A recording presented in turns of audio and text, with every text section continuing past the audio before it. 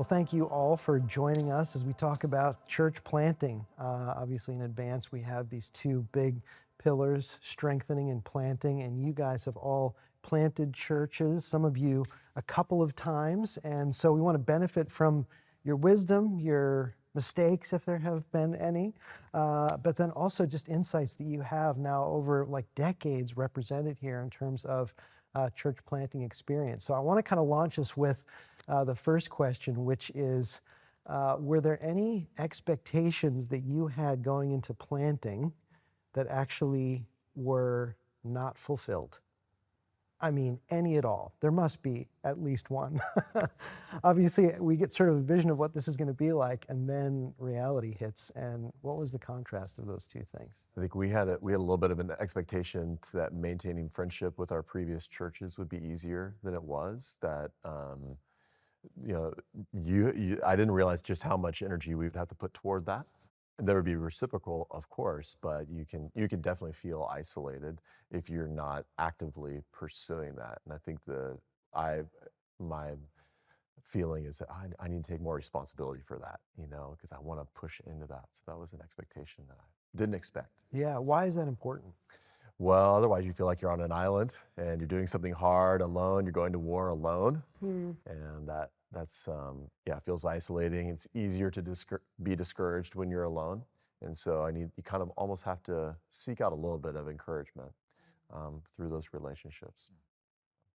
We had been through the Acts 29 assessment just before we planted, and as part of our assessment, one of the things that they sort of impressed on us was that you may plant with your friends, often a sort of a launch team or planting teams made up of some friends or couples, and that you think you'll do ministry with them forever, but the reality is that very often it doesn't happen like that, and I think we naively thought that we'd buck that trend and grow old doing ministry with our mates, and we experienced a lot of just heartbreak and struggle with friendships, feeling the strain of church planting. It's one of the things that I think has been the highest cost for us as we've planted now 10 years in. The fact that it's just a reality. I don't even know what the dynamic is all about there, but we have some people who've been with us all the way through, but some of our closest friends, it's just some of the friendships took a real knock, but others just drifted. People moved, city, country, whatever else. I suppose you think, going to grow old, do ministry together, and it just doesn't always work out like that. Now that you've gotten down the road, I've heard it described in the past as kind of scaffolding. Can you see it as, it was disappointing, but then I can see how they were there. And I'm not trying to put sort of a glossy sheen on it, but has there been a redemptive sort of view of it as you've gone, or do you just carry some of the disappointment of that? Yeah, I think both. I think some of it's just been ongoing heartache. I mean, some of them were our best friends, so there's laced in that as our mistakes and mistakes on their side.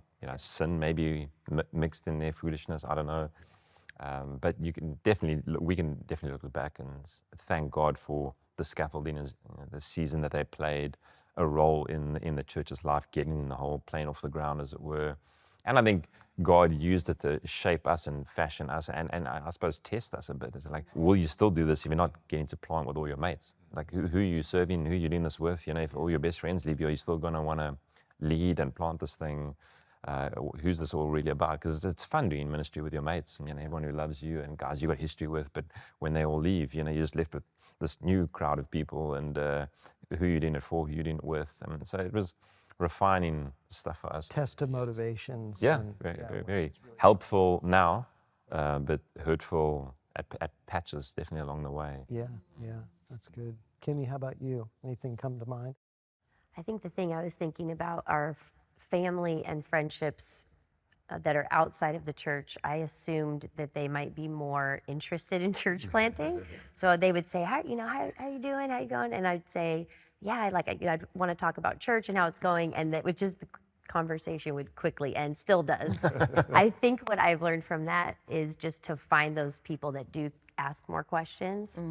Just pursue those friendships regularly so that there's someone who's interested and can hear the story and be a part of it, because otherwise it can be lonely not being able to share those experiences. Yeah, and not to try to draw blood from a stone. Yes, exactly. Yeah, I mean, there's that thing that Tim Keller has, that thing where you have to do apologetics for church planting, where you're basically trying to convince everyone that church planting is a good idea. And you don't realize you're going to have to do that so often with your close friends who are not part of the church. Like, no, this is a good idea. And they're like, why? Why would you do that? Don't just go get a normal job. No, it's good, trust me. And then kind of train them to be interested in what you're doing, Yeah, which is hard to do. exactly. Malabas, how about you guys? Yeah, so I guess from my end, it was more of a negative expectation that I had in terms of when we planted the church in Nairobi, for whatever reason. I just thought, yeah, this thing is going to tank. We're going to open it up, because we were meeting as 3 families for half a year, just praying, building relationship. And then we're like, this is the date, we're going for it, we're opening it up, going public. And I was just like, this is going to be the worst. And it's, yeah, no one's going to come. Did you share that with them? And he said, Well, I kept on saying to everyone else, I don't think we should do it just yet. I think we still need more time, just as the 3 families. And guys were like, no, it's time, we're doing this, we're going. And people just started coming and coming and coming and coming. So yeah, that was a pleasant surprise. so what did you learn through that other than maybe I don't know what's going to happen? Or Yeah, exactly. Like, maybe that wasn't from God. And also just to anticipate good things, because I think sometimes past experiences can also shape you that way, where you start to anticipate bad instead of like, oh, what can God do? And yeah, what will happen with this? That's good. I think a lot of people can identify with that. I can identify with that for sure. Absolutely.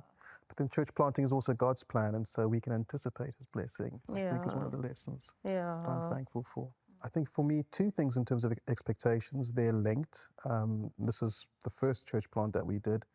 The first was that we would be able to quickly reproduce something identical to the mother church that sent us. And in retrospect, first of all, we were very different people leading the church, and we were planting in a very different city. And so that was an unwise or naive expectation, I think. And the second is linked to it, and that's that we were going to be instantly the next mega church in the city. And that wasn't God's plan for us as well. And so I think that was also just a learning process about what God's called us to, and that we are not, fill in the name of the celebrity pastor that comes to mind, but we just called to be faithful with what God's given us to do. Yeah, that's really good. I mean, you're also kind of, I appreciate you sort of admitting that, because that has to be in the mind of every church planter, pastor, a pretty grand vision. And how do you manage that? Because on the one hand, you kind of like, no, it's not the right thing to think. And yet it kind of bubbles up in you. How do you manage those expectations, even today, of what you hope is coming in the next year, 5 year, 10 years? How do you guys go about that? I mean, the easiest way for you to do it is to have a failed church plant. Just do that first, and then you really get to lower your expectations a lot. So we did that. Yeah. It doesn't sound like that was your first church planting experience. We did that, and then after that, I was like, oh yeah, well, turns out it can fail. I think after that, realizing it's God's plan, right? So you go through your personal pain and struggle, but then also really leaning into the sovereignty of God and saying, if He's gonna write a story for a church, it'll be His own story, and He hasn't told me the next page. So let's just wait to hear what's going to happen here, and whether He wants us to take care of 10 people in our city or 10,000, it's up to Him. And so we'll just kind of wait on His sovereignty and not find too much identity in the number of people who are in the room on a given Sunday.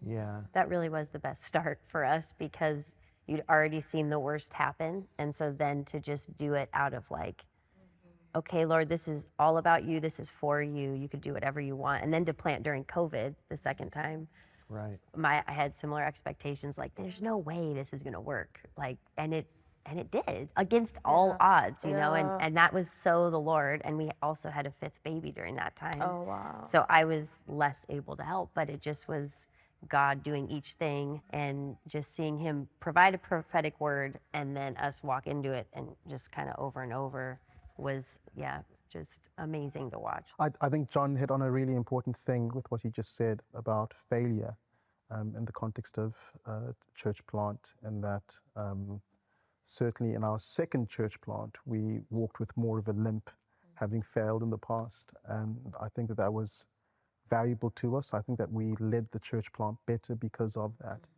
And so I think for us, given a choice, we'd always rather be led by a church planter who has scars, who has failed in the past, because I think that there's a richness and a depth and a humility that comes with us, with that, that's invaluable in church planting. Yeah.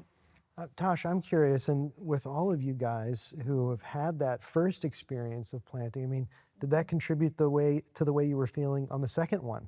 You know, what you had seen. Absolutely. So on the one hand, it's a Yeah. benefit. On the other hand, it's like, how do you pick yourself up and kind of go, let's do it again? Exactly. And I remember having a conversation with Bonisi where someone had said something in a meeting, and I felt kind of, whoa, like took it very personally, and like, are they attacking me? And I remember Bonisi saying to me, nope, like that's just a ghost from church past. Right. They didn't mean anything by it. Like there's nothing there. It's good. And I was like, oh, okay. And I just let it go, and it was fine. You can be twitching a little Yeah, bit after yeah, that. How about you exactly. guys? I mean, how did you kind of muster the strength, energy, faith to do it again? I mean, it definitely took a long time. Yeah, I think the call, I mean, I told Alan and Rennell, I will never plant another church again. So I did say that, but I feel like God just slowly recalled me to it. And I feel, I mean, as the wife, I felt like a personal call that I wanted to do this with John. And I think you can look back to that and go, I know this is what God's leading us toward. And so he will do it. The worst case scenario, it doesn't work again. And he already carried us through that. So he would carry us through that again. People do make a big deal out of having a sense of call, because the sense of call is going to carry you through. And for us in the second round, it was not only a sense of call, but really prophetic direction that said, oh, you know, clearly God's in this one. And you kind of, I mean, in a way, you need a little bit more affirmation the second time around, probably. From God that he's in it, that you're going to move ahead. So those were really big gifts from God that enabled us to. It's got to be hard to pick up and do a second church plant after a difficult experience, you know, in the past. So, Kimmy, how did that work for you? I know that was hard for you in terms of your health and some of the things that were a part of that.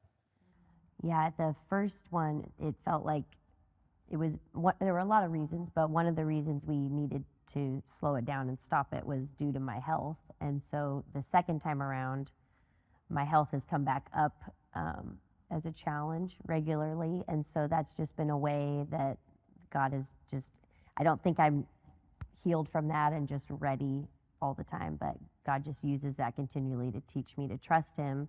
And so there's times I just have to step back and not help as much. And then the Lord's like raised up other people to step into roles that have been really great for them and great for the church. So it's kind of an ongoing lesson for me, I think. A lot of the people who are watching this either just curious about church planting, have already determined they want to plant a church.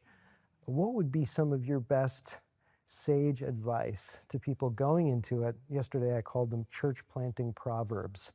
It can be just bullety things or just things that you feel like are big takeaways from your experiences. Yeah, I mean, I think if we're planning at some point to do it again. So we're banking all the learnings. And I think if we could do it again, and as we plan to do it again, just to go a bit slower. I know different guys go at different speeds, but everything went a bit too quickly for us the first time. We had a plan to go a bit slower, but we started meeting with our launch team on a Sunday morning to impart vision and do DNA and stuff, and it very quickly turned into a church service.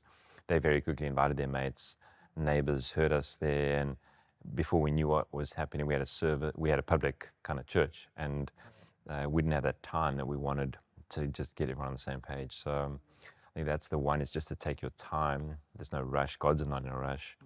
You want to build really good foundations with the people that you're planting with. And I think to plant, to not seek to plant a church, to seek to make disciples. Yeah. I think for us in our journey, that's been a very clarifying thing. Jesus sent us to make disciples, not necessarily to plant churches. It's easy to put a flag in the ground, to plant a service. So planting a service is different to planting a church. And I think some of the model you see is the guys just plant a service. You need a sound system, a competent preacher, a good worship team, some kids ministry stuff, and you know, just add water and you've got like a church, you know, out the box. And I don't think that's the preferred method, as what we've learned and seen. I think the call to make disciples, so starting small with people, really investing in them, helping them get the DNA and the vision of discipleship and disciple making, and just going slowly with those people. If that's in the root and in the DNA of the church, I think it sets the church on a trajectory for the coming, you know, decades of real health as it multiplies and grows. It's very difficult to put that in at a later stage. Yeah. And yeah, so just a call to the people to disciple the people and gather them into a church. I'm not against the structures and elders and all that kind of stuff. They're very necessary for growth and multiplication, but a priority on discipleship and disciple making. Definitely something we'd do Yeah. slightly differently second time around.